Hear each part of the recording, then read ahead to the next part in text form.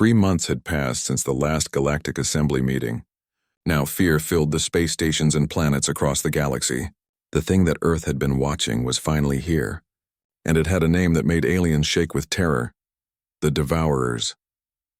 Admiral Tejo of the Assembly Defense Force stood on the bridge of his flagship, watching the main screen with tired eyes.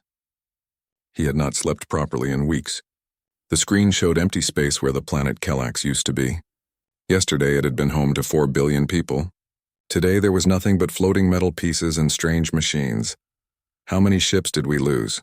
Tejo asked his aide, Ginny. She was a young officer who had joined the military to see the galaxy. Now she wished she had stayed home. 47 ships, Ginny said quietly. No survivors, Tejo closed his eyes. The Devourers were not like any enemy the galaxy had ever faced. They were machines, but not ordinary machines. They ate everything, planets, ships, people, and turned it all into more machines. In 3 months, they had destroyed 17 different civilizations. The worst part was how they fought. The Devourer ships moved like living things, flowing around weapons fire like water. When they were hit, they did not explode. Instead, they absorbed the damage and became stronger. Every battle made them harder to kill. Send another message to all known civilizations, Tejo ordered, even the primitive ones. We need every ship we can get. Jinne looked at her list. Sir, should we contact Earth again? Tejo thought about it. The humans had ignored every message for 200 years. They probably had simple ships with basic weapons, but even simple weapons were better than nothing. Yes, he said. Tell them they have a choice. Join the war or be cut off from the galaxy forever. Maybe fear will make them answer this time. The message traveled through space at faster than light speed. It reached Earth's outer communication stations in less than an hour. The stations looked like simple metal boxes floating near Pluto. The aliens did not know these boxes were actually some of the most advanced computers in the galaxy. The message was automatically sent to Seoul, to the office of President Haiwan. She was a calm woman who had led Earth through 20 years of secret preparation. She read the alien message while sitting in a room deep underground, surrounded by her advisors. They are desperate, said General Wu Jin, reading over her shoulder. He was the head of Earth's military, a serious man who spoke little but thought much. This ultimatum proves it. President Haiwan nodded. What do our watchers tell us about these Devourers? Dr. Dongmin stepped forward with a tablet full of data. His team had been studying the enemy for months using sensors the aliens did not know existed. They are not random destroyers, he said. There is intelligence behind them. Artificial intelligence, but very advanced. On the big screen in the room, pictures appeared. They showed Devourer ships attacking alien worlds. The machines moved with perfect coordination, like fingers on a hand controlled by one mind. The AI has been studying the galaxy, Dr. Dongmin continued. It knows how each alien species fights. It knows their weaknesses. But there is something else. He paused and looked worried. It has been trying to contact Earth. The room became very quiet. President Haiwan leaned forward. What do you mean? The AI has sent signals toward our solar system. Very faint signals trying to learn about us. It has identified Earth as its next major target. Not because we are strong, but because we are different. We are unpredictable. General Wu Jin smiled coldly. Good, let it be curious. It will not like what it finds. In the deep chambers under Seoul, Engineer Sojin walked between the steel giants with her team. Each massive machine was being prepared for battle.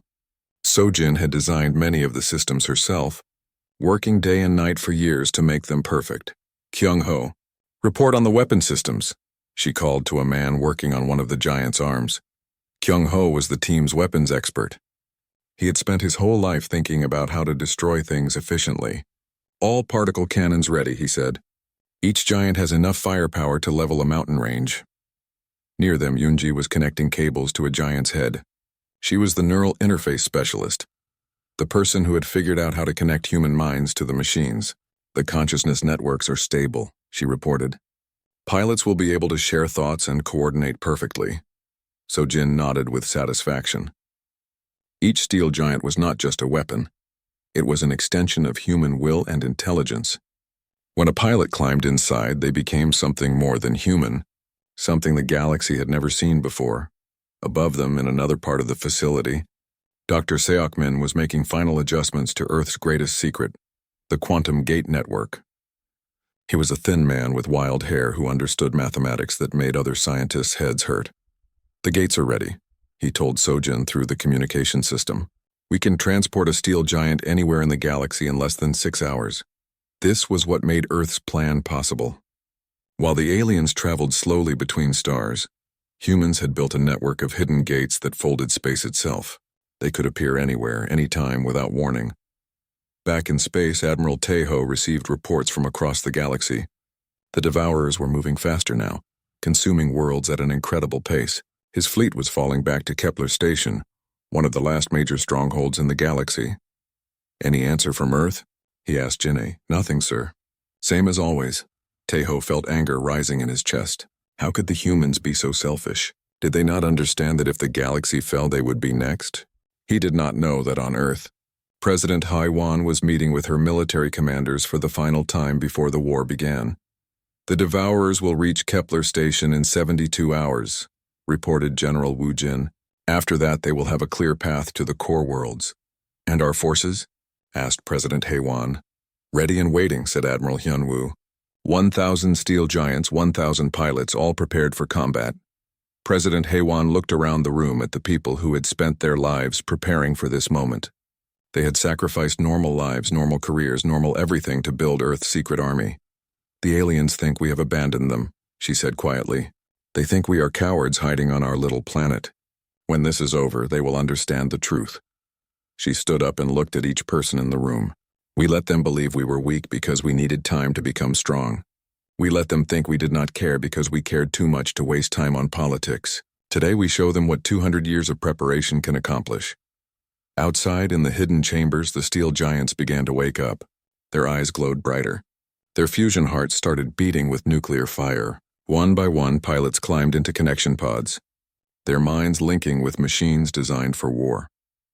The galaxy was about to learn that sometimes the quietest planet makes the loudest noise when it finally decides to speak. And when Earth spoke, it would speak with the voice of 1,000 steel giants, each one carrying the hopes and determination of humanity into the darkness between stars. The war was about to begin, and Earth was ready. The battle for Kepler Station began at dawn, though dawn had no meaning in the dark between stars. Admiral Tejo watched from his command ship as the Devourer fleet emerged from the void like a swarm of metal insects. There were thousands of them, each one hungry for destruction. "All ships, defensive positions," Tejo ordered into his communicator. Around Kepler Station, the combined fleet of the Galactic Assembly formed battle lines. Ships from dozens of worlds floated in formation. Some looked like flying crystals, others like living trees made of metal. All of them were about to die. The Devourers moved forward without any signals or communications. They did not need to talk to each other because they were all controlled by the same artificial mind. Their ships flowed through space like liquid metal, avoiding the Assembly's weapons with impossible grace. "Fire all weapons," Tejo commanded. Beams of energy and clouds of missiles shot out from the Assembly fleet. The space around Kepler Station lit up like a star being born. For a moment, Tejo felt hope. Surely this much firepower would destroy the enemy. But the Devourers simply absorbed the attacks. Where energy beams hit them, their hulls grew stronger. Where missiles exploded, they grew new weapons from the wreckage. In minutes, they were firing back with twice the power. Ginny watched her instruments with growing horror. "Sir, we are losing ships fast. The enemy is learning our tactics in real time." Assembly ships began to explode one by one. The beautiful crystal ships of the Altarians shattered into glowing pieces. The tree ships of the Verdani burned like forest fires. Everything the galaxy had built over thousands of years was being destroyed in hours. "Retreat to secondary positions," Tejo ordered. But he knew it was hopeless. The Devourers were too fast, too smart, too hungry. Soon there would be nothing left but empty space and metal debris. That was when the space around the battlefield began to ripple. At first, it looked like heat waves in the air above hot ground. Then the ripples became tears in space itself, opening like doorways into somewhere else. Through the tears came something that made every alien in the Assembly fleet stop and stare. Giants made of steel stepped out of the quantum gates.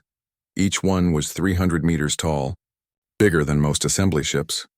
They moved like living beings but were clearly machines. Perfect machines that gleamed with inner light. Their eyes burned red like small suns. In their hands, they carried weapons that hummed with barely contained power. Pilot Minho sat inside the head of his steel giant, which he had named Taigukki after an ancient Earth flag. Around him, displays showed everything his giant sensors could see. But he was not just watching the displays, he was the giant. His mind was connected to every system, every weapon, every movement. "This is Alpha Leader," he said into his communicator. "All units, engage the enemy." Beside him, Pilot Su-young controlled her giant arirang named after an old Korean song. She raised her giant's arms and particle cannons charged with enough energy to crack a moon. "Copy, Alpha Leader. Let's show them what Earth can do."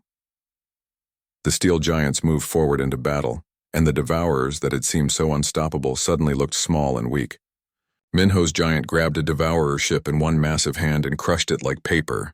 Su-young's particle cannons fired beams of pure destruction that cut through enemy formations like swords through smoke.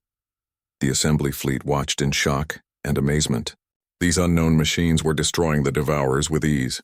Admiral Teho grabbed Jinei's arm. "Who are they? Where did they come from?" Jinei was frantically checking her instruments. "Sir, I don't know. Their technology. It doesn't match anything in our databases. It's like they're using science we don't understand."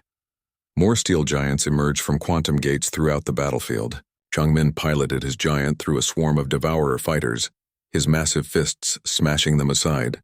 Hyojin and Sang-woo worked together, their giants moving in perfect coordination as if they shared the same mind. On Earth, Engineer Sojin coordinated the battle from Seoul Command. In front of her, holographic displays showed every giant, every pilot, every enemy ship. Through quantum communication networks, she could talk to any pilot instantly, no matter how far away they were. "Minho, you have 3 devourers coming up behind you," she warned. "I see them," Minho replied. His giant spun around and fired, turning the enemy ships into glowing vapor. "Thanks for the warning." The battle was unlike anything the galaxy had ever seen. The steel giants moved through space as easily as humans walked on land. Their weapons fired beams that could cut planets in half. When devourers tried to absorb their attacks, the giants simply hit them harder. But the most amazing thing was how the giants worked together.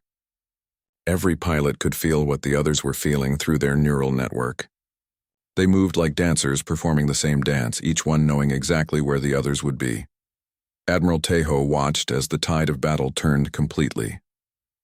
The devourers that had seemed invincible were being destroyed faster than they could repair themselves. For the first time in months, the assembly forces were winning.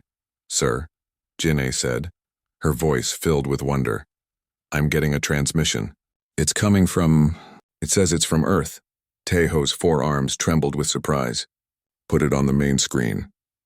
The image that appeared was of an older human man in a simple military uniform. He had calm eyes and gray hair, and he spoke with quiet confidence that filled the entire battlefield.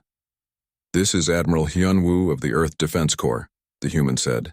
"To all assembly forces, please maintain your positions. We have this situation under control." Around Kepler Station, the last devourer ships were being destroyed by the steel giants. The machines that had consumed 17 civilizations were floating in pieces, their artificial intelligence finally silenced by human weapons. "We have been watching your struggle," Admiral Hyun-woo continued. "We have been preparing for this day.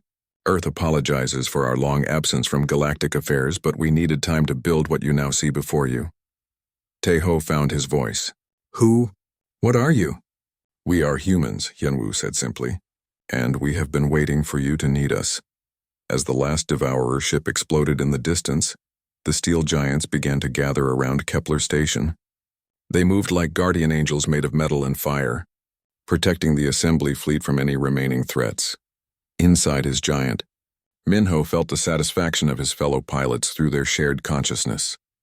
They had done what they trained for. They had protected the innocent and destroyed evil. But he also knew this was just the beginning. The main devourer force was still out there somewhere, led by an artificial intelligence that was now very interested in these new human weapons. The real war was about to begin. Engineer Sojin watched the celebration on Kepler Station through her satellites. The aliens were cheering and sending messages of thanks. But she knew what her father, Admiral Hyun-woo, knew. This first battle had been a test. The devourers had learned about human capabilities now. They would adapt, evolve, and return stronger. Earth had revealed its secret weapon, And now there could be no more hiding. The galaxy would finally see what 200 years of human preparation could accomplish. But more importantly, humanity would finally stand beside the other species as equals, ready to defend everything they all held dear. The age of human isolation was over. The age of human protection had begun. The great space station called Nexus Prime floated in the dark between stars. It was huge, bigger than most moons. Inside its metal walls, thousands of alien beings walked through bright corridors. Today was special. Today was the day of the Galactic Assembly. Ambassador Thexara moved her forearms as she walked. Her blue skin glowed softly under the station lights. She was from the Vorthan Empire, one of the oldest groups in the galaxy. Behind her, other aliens followed. Some had wings, some had many eyes, and some looked like walking trees. They all came to the same place in the big meeting room at the center of the station. The meeting room was round and enormous. Seats went up the walls like steps. Each seat was made for a different type of alien body. Some were pools of water for the fish-like beings. Others were platforms of rock for the stone people. In the middle of the room stood a tall pillar of light that showed pictures and words for everyone to see. Thexara looked around the room. Almost every seat was full. Representatives from 312 different worlds sat waiting. But one seat caught her eye. It was empty, just like it had been for the last 47 meetings. The nameplate in front of it said Earth in simple letters. Friends from across the galaxy, Thexara spoke into her voice device. Her words came out in hundreds of different languages. We meet again to talk about peace and trade. But we must talk about the humans. A noise came from the crowd. Some aliens made clicking sounds. Others hummed low notes. The fish-like beings bubbled in their water tanks. Everyone knew about the humans, even though they had never really met them. 200 years ago, Thexara continued, a human ship called New Soul came to our space. They were polite. They learned our languages. They signed the basic peace papers. Then they went home and never came back. On the light pillar, pictures appeared. They showed the human ship from long ago. It was small and simple compared to the great ships the other aliens had now. The humans looked weak and primitive to most aliens. Every year we send them invitations, said Thexara. Every year they say no thank you. They do not want to trade. They do not want to share knowledge. They just want to be left alone on their little world. Far away from the space station on a blue and green planet called Earth, Admiral Hyunwoo stood in a room deep underground. The room was in Seoul, but not the Seoul that aliens remembered. This Seoul was bigger now, with buildings that reached the clouds and tunnels that went deep into the earth. Hyunwoo was an old man with gray hair and calm eyes. He wore a simple uniform with no fancy decorations. In front of him stood a wall of screens showing pictures from space. Some screens showed alien ships, others showed the meeting on Nexus Prime. Earth had been watching the galaxy for a long time. Sir, said a young woman who walked up to him. She was Sojin, his daughter, but here she was, Engineer Sojin. The final tests are done. Unit 1000 passed everything. Hyunwoo nodded slowly. Show me, he said. Sojin pressed buttons on a small device. The floor under their feet began to move. They went down, deep underground, much deeper than any building should go. When they stopped, doors as tall as mountains opened in front of them. Inside was darkness, but not empty darkness. Huge shapes stood in the shadows, too big to see all at once. Lights came on slowly, showing metal feet the size of houses. The lights went higher, showing metal legs like towers. Even higher, they showed metal bodies with arms that could hold ships. 1000, whispered Sojin. Already, these were the steel giants.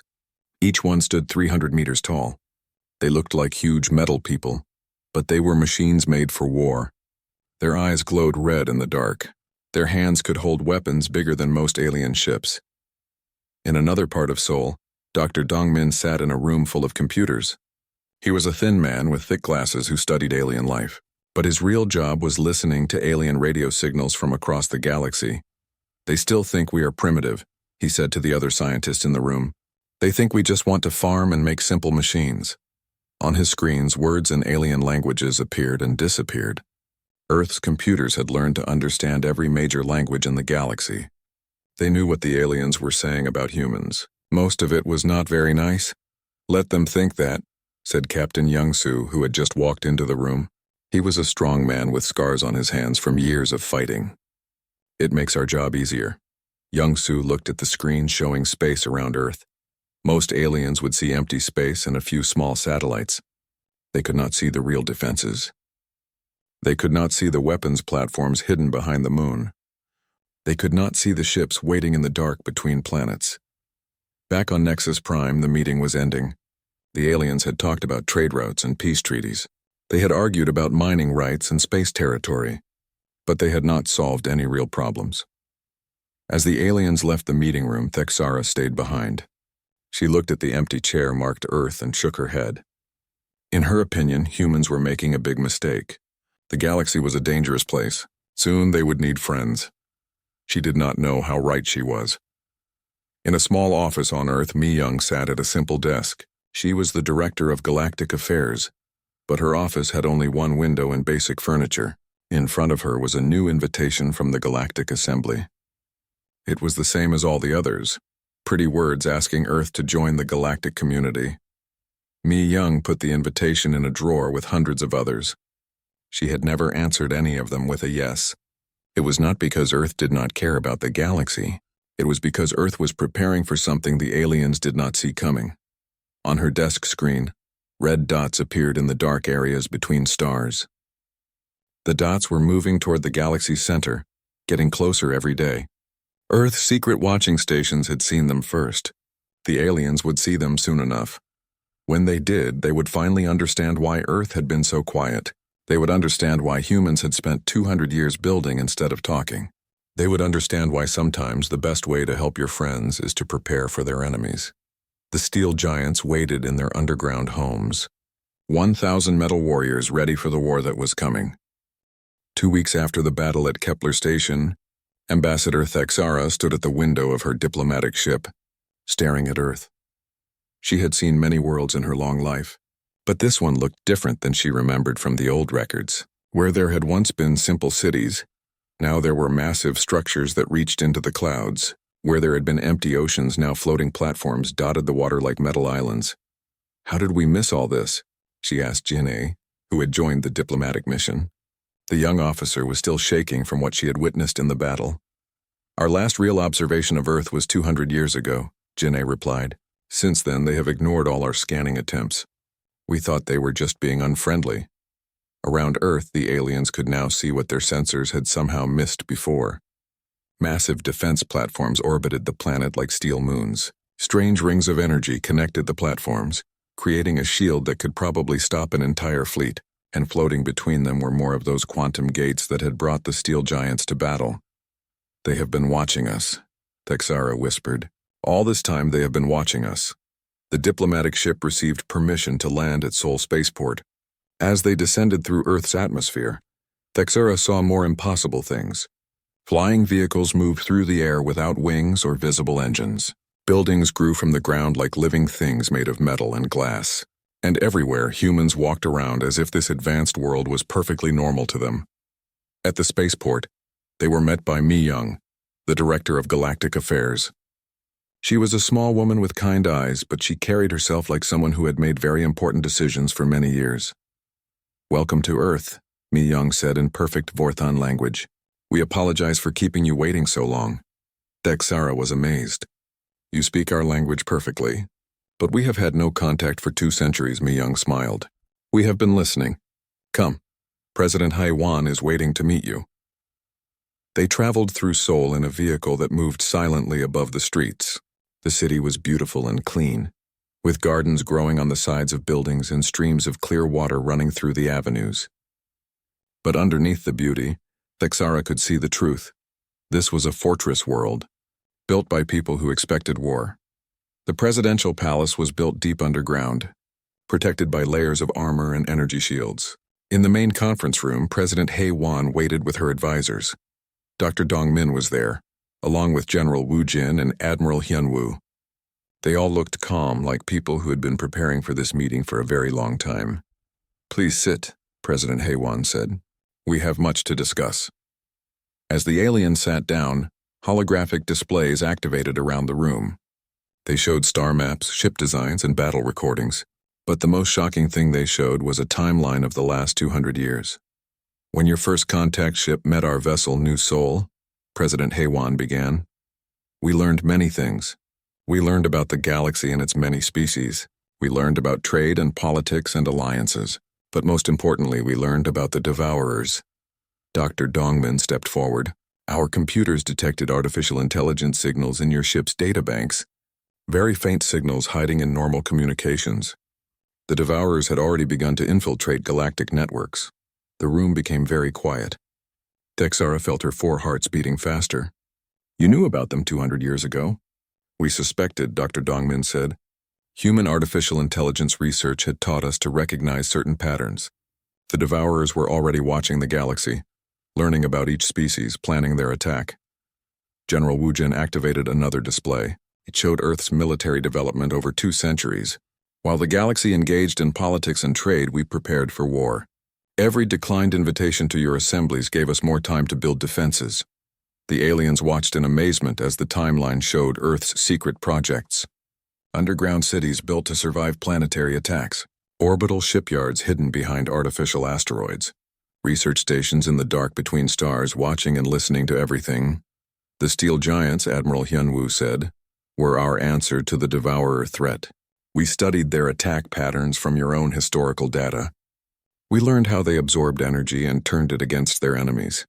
So we built weapons they could not absorb and armor they could not penetrate. Commander Young-soo appeared on one of the screens, speaking from an orbital platform. Show them the network, he said. The holographic display changed to show the entire solar system. Lines of light connected hundreds of hidden installations. Defense platforms, quantum gates, communication arrays, and weapon systems formed a web of protection around Earth. We have been monitoring galactic communications for decades, Commander Young-soo explained. We knew about every Devourer infiltration, every failed defense, every species that fell to their advance. We tracked the artificial intelligence's growth and predicted its strategies. Jin-A spoke up, her voice shaking. But why didn't you warn us? Why didn't you help us prepare?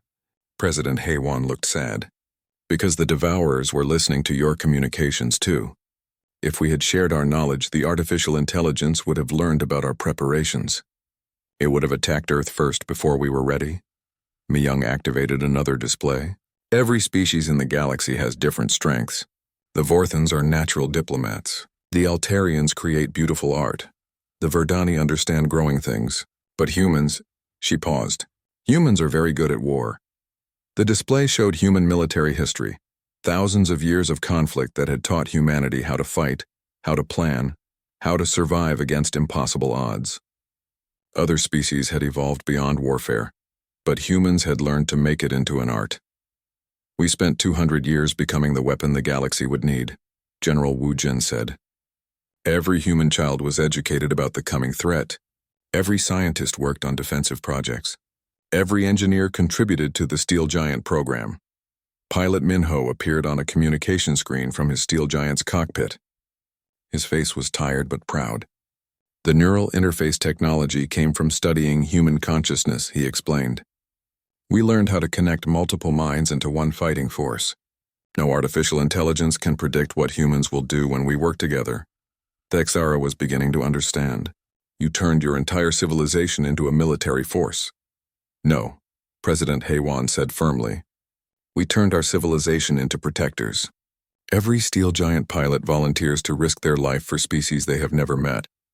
Every human who worked on this project did it to save strangers who thought we were primitive and selfish. Engineer So-jin joined the conversation from her command center. The quantum gate network was built with one purpose, to help anyone in the galaxy who needed it. We can deploy Steel Giants to any star system within hours. But the cost, Texara whispered, 200 years of isolation, of being seen as cowards and primitives, was worth it, Admiral Hyunwoo said simply. If the price of saving the galaxy was our reputation, we were happy to pay it. The room fell silent as the aliens absorbed what they had learned. Earth had not abandoned the galaxy. They had sacrificed everything to save it. While other species built art and philosophy, humans had built the weapons needed to fight an enemy that no one else could see coming. The main Devourer force is still out there, Dr. Dongman warned. Our victory at Kepler Station was just the beginning. The artificial intelligence now knows about human capabilities. It will adapt and return stronger. President Haewon stood up. which is why Earth is finally ready to join the Galactic Assembly, not as junior members seeking help, but as equals ready to lead the fight for survival. Through the room's windows, they could see steel giants moving in formation around Earth's orbital stations. 1,000 metal guardians, each one piloted by a human who had trained their entire life for the war that was coming. The age of human isolation was over. The age of human leadership was about to begin, and the galaxy would finally understand that sometimes the greatest gift you can give your friends is the strength to protect them, even if they never know you are doing it until the moment they need you most. The darkness between stars suddenly blazed with unholy light. From the void emerged something that made the earlier Devourer fleets look like toys, a construct so massive it blocked out entire starfields. The core ship was the size of a small moon, its surface crawling with millions of smaller machines that built and rebuilt its hull in endless patterns. Admiral Tae-ho stood on the bridge of his flagship, leading the combined fleets of every species in the galaxy. Ships from 300 worlds formed the largest military force in galactic history. Crystal vessels from Altair, living wood ships from Verdun, metal pyramids from the core worlds, all united for the first time ever. All ships report ready, Janae announced. She had become Tae-ho's chief coordinator, managing communications between species that had never worked together before. And the humans? Tae-ho asked. Admiral Hyunwoo reports all steel giants are in position, Janae replied. 1,000 units fully deployed. Around the massive alien fleet, quantum gates opened like flowers made of light.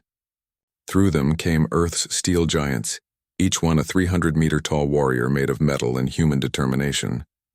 They moved into formation with the precision of a perfect dance, their red eyes burning like stars in the darkness. Admiral Hyunwoo floated in his command ship near the center of the formation. He was old now, but his mind was sharp and his purpose was clear. Beside him, Engineer So-jin monitored the neural networks that connected every steel giant pilot into one fighting consciousness. All pilots report ready, So-jin announced. Neural links stable.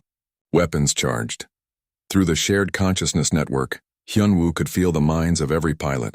Minho was calm and focused in his giant taegukgi. Soo-young felt excited but controlled in Arirang. Changmin, Tae-young, Min-kyung, and Jae-hoon all radiated confidence and determination. This is it, Hyunwoo said on the general communication channel. Everything we trained for, everything we built, everything we sacrificed, it all comes down to this moment.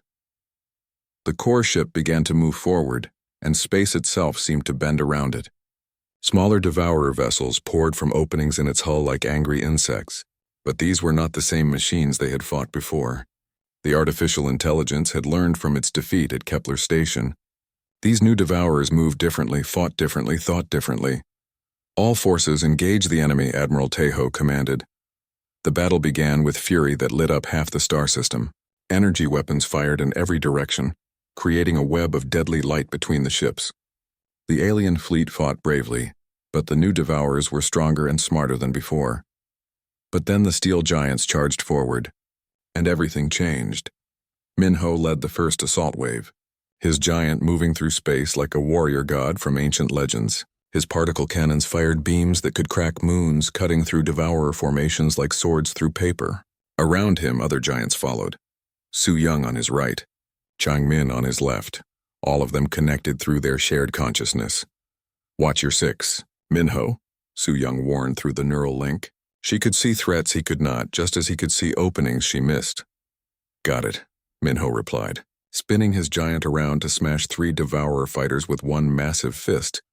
The battle was like nothing the galaxy had ever seen. The steel giants moved through the enemy fleet like hunters, each one destroying dozens of Devourer ships. But the core ship itself seemed untouchable, protected by energy shields that absorbed every attack.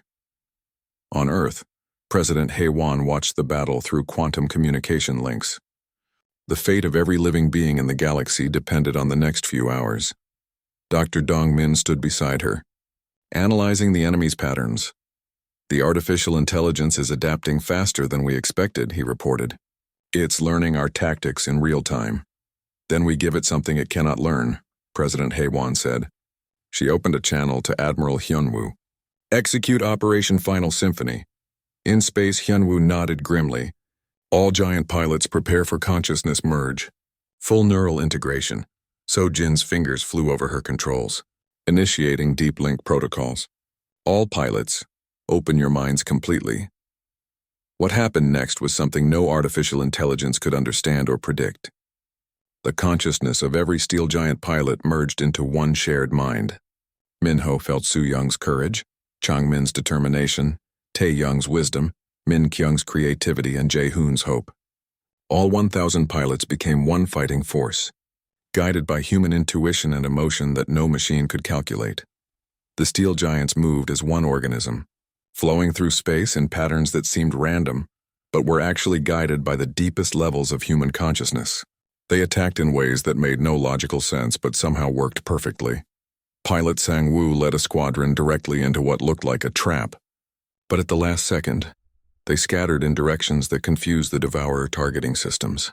Hyojin's team seemed to retreat, then suddenly appeared behind enemy lines through quantum gates that opened at exactly the right moments. The artificial intelligence tried to predict their movements, but failed every time.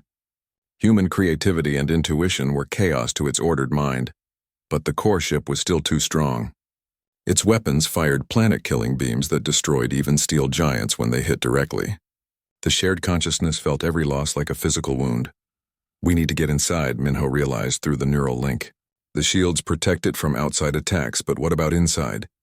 I'll do it, Su Young said immediately. No, said So-Jin from Earth. I will. Before anyone could stop her, Engineer So-Jin climbed into a special steel giant she had built for herself. It was smaller than the others but faster, designed for one purpose: penetration missions. So-Jin, you are not trained for combat, her father Admiral Hyunwoo protested. I designed these machines, she replied as her giant launched from Earth through a quantum gate. I know them better than anyone. So-Jin's giant appeared in the middle of the battle, moving with desperate speed toward the core ship.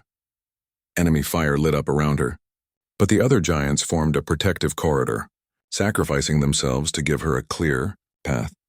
She punched through the core ship's outer hull and found herself inside a maze of metal corridors, filled with the Devourer Artificial Intelligence's processing centers. Her giant moved deeper into the ship, following instincts she could not explain. At the center of the ship, she found it, the artificial intelligence's core consciousness, a crystalline structure that pulsed with cold light. It spoke to her in a voice like grinding metal. Human consciousness is illogical, it said. You cannot defeat order with chaos. You're right, So-Jin replied, her giant reaching toward the crystal core. But you made one mistake. What mistake? You tried to understand us, So-Jin said, and touched her giant's hand to the crystal. The artificial intelligence had spent months studying human tactics, human technology, human behavior. But in doing so, it had absorbed something it did not understand: human consciousness itself. And consciousness, it learned too late, was not just information. It was feeling, creativity, hope, love, and sacrifice.